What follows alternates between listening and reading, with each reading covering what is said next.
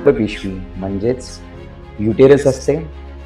या गर्भपिशवीच्या दोन्ही बाजूस अंडाशय म्हणजेच ओव्हरीज असतात, ज्या युटेरसची फॅलोपियन ट्यूबद्वारे कनेक्टेड असतात.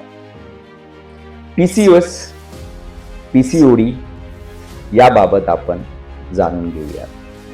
नमस्कार, मी डॉक्टर भुसारी पाटील आपल्या सर्वांचे स्वागत करतो.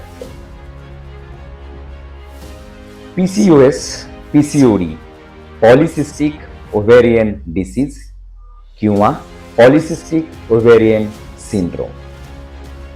यामध्ये पेशंटला काय कंप्लेन असतात?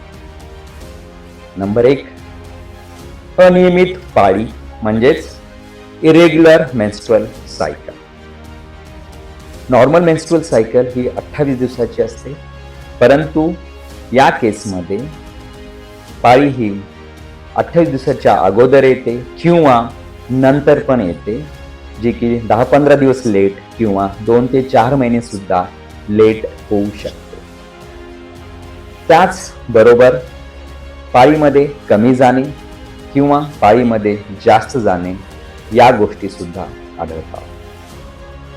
या पेशंटमध्ये वजन वाढणे, ओबेसिटी या गोष्टी पण होतात. त्याचबरोबर ॲबनॉर्मल हेअर ग्रोथ म्हणजे चेहऱ्यावर केसांची वाढ होते.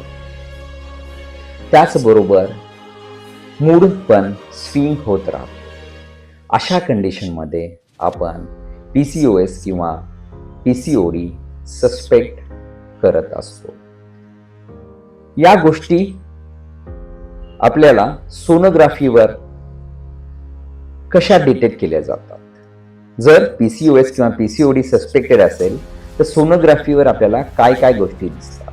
सोनोग्राफीमध्ये ओव्हरीज म्हणजेच अंडाशय यांची जास्त ग्रोथ झालेली असते, साईज जास्त वाढलेली असते, जे की 1.5 ते 3 पट वाढ होते. नंबर 1. दुसरे, ओव्हरीमध्ये पेरिफेरीला मल्टिपल सिस्ट म्हणजे छोट्या छोट्या पाण्याच्या गाठी तयार होतात, ज्या की 10 पेक्षा जास्त असतात. त्याचबरोबर त्यांची साईज 2 ते 8 मिलीमीटर मध्ये असते. त्याचबरोबर ओव्हरीचा जो स्ट्रोमा आहे, पॅरेन्कायमा आहे, तो पण वाढलेला असतो व तो इकोजेनिक आपल्याला सोनोग्राफीवर दिसत असतो.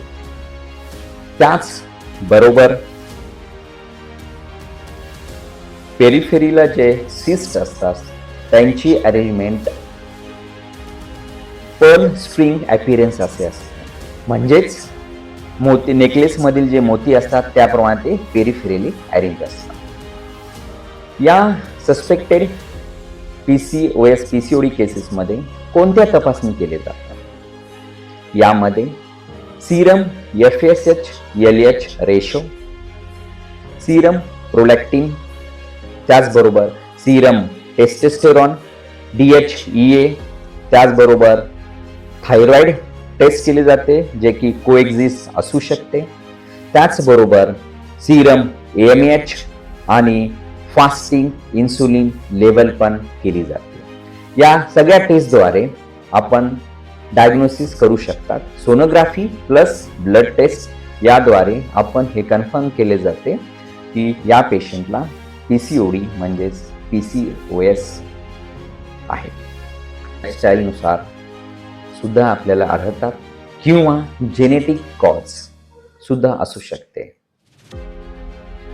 आणि यामध्ये सर्वात महत्त्वाचे चांगली हेल्दी लाईफस्टाईल स्वीकारणे हे गरजेचे असते.